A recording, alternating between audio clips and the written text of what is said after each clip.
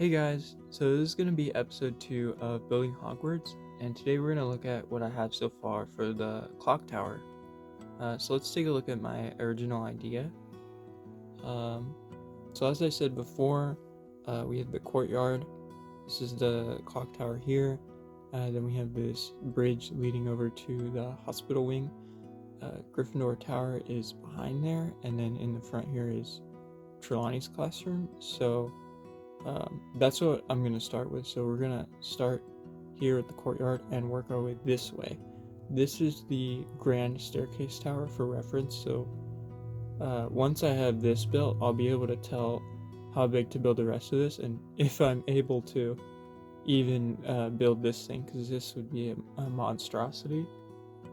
But I think it would be really cool to see how far I can get on this, because so far what I'm for sure doing is all of this section here. So and then with the interiors, we'll see what kind of rooms I can fit within this building and these buildings over here. But yeah, so that's what I have so far, and as you can see, I kind of wrote some annotations on here to sort of help me get the scaling and proportions correctly. And like right here it says 30. That was supposed to be 30 bricks, but the clock tower ended up being a lot taller than that, so it's gonna be big. But anyways, let's go ahead and look at the clock tower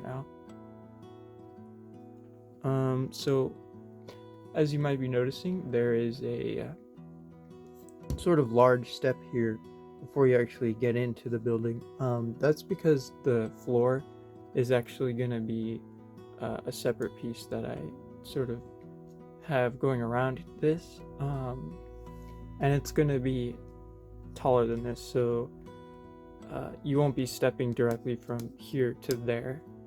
I still need to build the ground. There's going to be the fountain I'm going to put in the center, and then the floor is like made out of bricks, and there's going to be plants and stuff around it, so it's going to be taller than this. It's gonna be basically the same height as this one over here. So yeah, that's why it's a big step before you get in. But anyways, as you can see, I kind of duplicated the wall along this side, although I didn't finish it because I wanted to spend most of my time on the clock tower itself. So that's gonna get finished later on. But we're just gonna move this out of the way so we can show you what I've been working on. But if we turn over here real quick again, you can see a better view of what I was talking about. So we have the courtyard, the clock tower, and then Trelawney's classroom, and then Gryffindor Tower is behind here again. But yeah, so we're just gonna move on to the next picture. Over here. Okay, so this is the sort of entrance to the clock tower. There's these 3 arches that overlap each other, and then a triangular pointed roof. There's little detail bits at the end here, and then there's these columns that have 2 pyramids on either, or 1 pyramid on either side, and then columns down here leading into the building itself. So if we turn over, you can see what I've done here is I have the columns at the base, the archways, the triangular roof section, this little detail at the end here, and then the pyramids on either side. And there's actually these archway designs here, these little indentations. If I show you again, there's these little indentations, the sort of curve over into the bricks, and then over here I wanted to replicate that by using this 1x1 modified plate with this tooth section, but using it backwards, so you have the sort of indentation there replicating what you see in the reference photo. So that's what I did there. And then so for most of this coloration here, I tried to look at the reference photo uh, relatively copying brick for brick what you see on the actual movie set. But anyways, let's move on. So let me show you the actual whole thing real quick, because it is quite massive. So here it is, and then we have the top, which actually goes above my filming area and isn't complete. But like I said, I just wanted to show you what I had so far. So as you can see, that area here is where the clock face itself is going, and then there's a smaller clock face here, just like over here you have the larger clock face and then the smaller one, and then there's also this small turret sticking off the edge of the building there. You have these triangular roof sections. That's what this is outlining. So I kind of built this rough sort of shape here so I could get the measurements right, figure out how I'm gonna build it, and then all I have to do for next week is fill this in and do the finishing touches, figure out the clock face, and then we'll see. Might start on the building behind this and or something else, but that's definitely going to be something I focus on. As you can see here, I used the same sort of animal tail pieces that give that subtle curve that I used down here. And same with these ones. You can see I used brown pieces here, and then we have the white candlestick pieces. I'm going to get replacements for all of these, so everything's going to be either tan, dark tan, or dark gray. So it's not going to have all these weird colors, but I just wanted to get the shape down. So as you can see here, we have these white archways. We have these gray pieces. This is all going to get replaced with tan pieces eventually. But I wanted to build the shape so I could get that down, and then we could always replace them later. But here we have this sort of archway design in this steep sort of arch, and then we have the more shallower arches here, and then this one kind of curves up into this point right here, so it creates this little triangular shape there. That's actually present on here, so we have the sort of archways there on this steeper arch, and then we have the sort of shallower arch, and then this pointed design there. So I tried to replicate all the shapes, get those down so it actually looks like what's supposed to. And in the future, I'll try to make it easier to get this whole thing in frame. But as you can see, it's very difficult to do as of now. But I'll just kind of keep showing you what it looks like. It's super tall. It's really tall, but that's alright.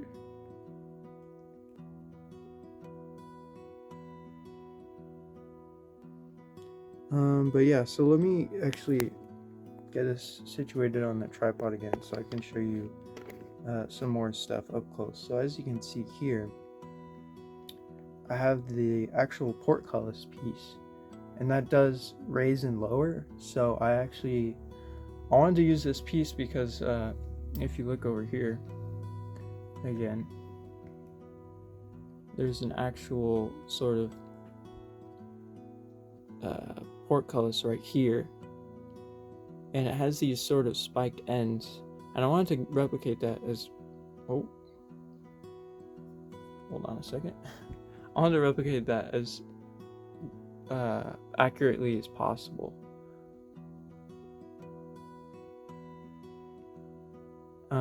So to do that, I used one of the portcullis pieces, but it wasn't going to be just enough to use one of those. So what I did, if I turn this whole thing around for you, you can actually see I'm using it upside down. So originally in the sets, what they'll do is they'll have you tie the string around this little hole right here, and it'll be faced the other way. So this is upside down right now, because the spikes of the portcullis are usually at this end.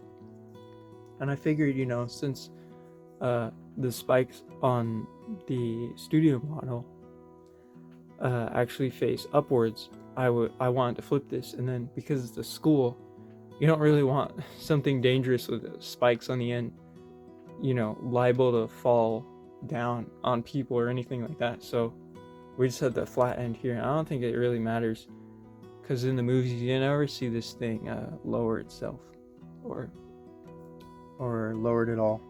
So yeah, that's just what I wanted to do there. But as you can see, it does move down. There's these groove bricks, the bricks with the groove on them on either side, so this thing can move all the way down to the bottom. But since we're looking at the back here, I might as well show you guys what I've done for the rest of this thing. So as you might have noticed, there's a lot of Technic bricks here. So running up the entire thing. And the tower itself is actually an odd number. So if you count here, it's actually an odd number there at the base, because the courtyard was an odd number, as I said in the previous video. That's because we're using an arch for the courtyard that's 7 studs wide. Because that's just here, if I show you. The way I built these archways, they're 7 studs wide here. And that's just because I like this design so much.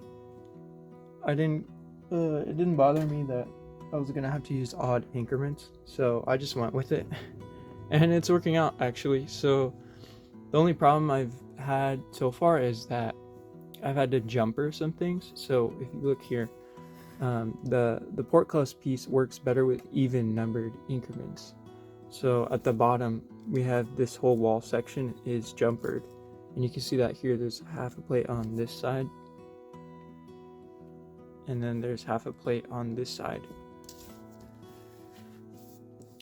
Right here you can see that it's jumpered in between these studs here. But I basically just did that because of the portcullis piece, and it just worked better for the rest of the building. So these 2 individual walls are connected with more Technic bricks running along the inside here, so that it's connected to this this back wall. But yeah, so these 2 walls are jumpered all the way up, and you can actually see I have jumpers here. So it gets jumpered out of system all the way up until here, and then it gets back into system for the rest of the wall here. And that's just the way everything worked out. So that's why these will have the Technic brick in the center of 2 studs, and then it's gonna have a Technic brick in the center of 1 stud, so that when I connect this to the next building that's gonna go right up against this, everything's back in system again. So I've actually built, I'm gonna have to take this off the tripod again. Okay, so I've actually built this back wall section, and you can see I've used the Technic bricks again to snap it into place, and this whole thing's gonna be removable with the rest of the building that goes behind this. But I just wanted to build that because it has this detailed section on it, and I didn't want to leave this hole here for the video, so I wanted to figure out what I was doing here. And I might change this later on, but I kind of like the way it's looking so far. So if I turn this around, that's what I was talking about. So it's that gate sort of decoration that goes behind there. And basically what I did is I used a bunch of single bricks on their backs, or upside down. So that's supposed to replicate this design you see in that archway there, because it's this like grid pattern. It's basically the kind of similar to the portcullis, where it's like another gate, like a iron gate or something, but it's like more of a window because it doesn't look like it moves like the other one should. So that's how I did that there. But yeah, so also I should probably talk about these windows here. So for these, it's just a snot brick, and then here we have the cheese slope that's just studded on the side, and then I have two of them, so it creates this little slit design for the windows. As you might be noticing, again with the random colored pieces, there's some of the pillars missing here. That is because I didn't go ahead and put them in yet, but I'm going to get more tan pieces, and I'm not going to use these cylinder bricks actually. This is what I have on there right now, but I actually placed an order through lego.com to get some of these. Focus. Hello? There we go. So I'm gonna get about 100 of these, and what this is it's a Technic connector, and these aren't very common in tan, so this is actually my only one that I have right now. But like I said, I'm gonna order them. So what this is gonna allow me to do is, as you can see when I place it here, unlike the cylinder bricks, there's this ridge right here, but on this one, there's no real ridge or indentation. It's only, if I take it off real quick, there's only one little slit right here on either side. So when I put it here, if I face the slit against the wall, it actually looks smoother than these pieces. So that's what I've decided to do, because it looks a lot closer to the reference material, and I think it blends well with these pieces here, which these are just those, let me see if I can get one off. These are just those 1x4 relatively new curved pieces. Yeah, so that's that there. And I just have them on their side, so we have this sort of entire column is on its side here, and then that just studs in here. Alright guys, so this is what I have for you so far. It's not quite as much as I thought I would be able to get. I wish I was able to finish this top portion, but I think that's going to be an exciting thing for next week. And then of course, if I finish that really fast, I'll be able to move on to the next thing. But I'm also excited just to see what you guys think in the comments. So go ahead and let me know, like, what you think I can improve on, what you like about it so far, or just any thoughts or opinions.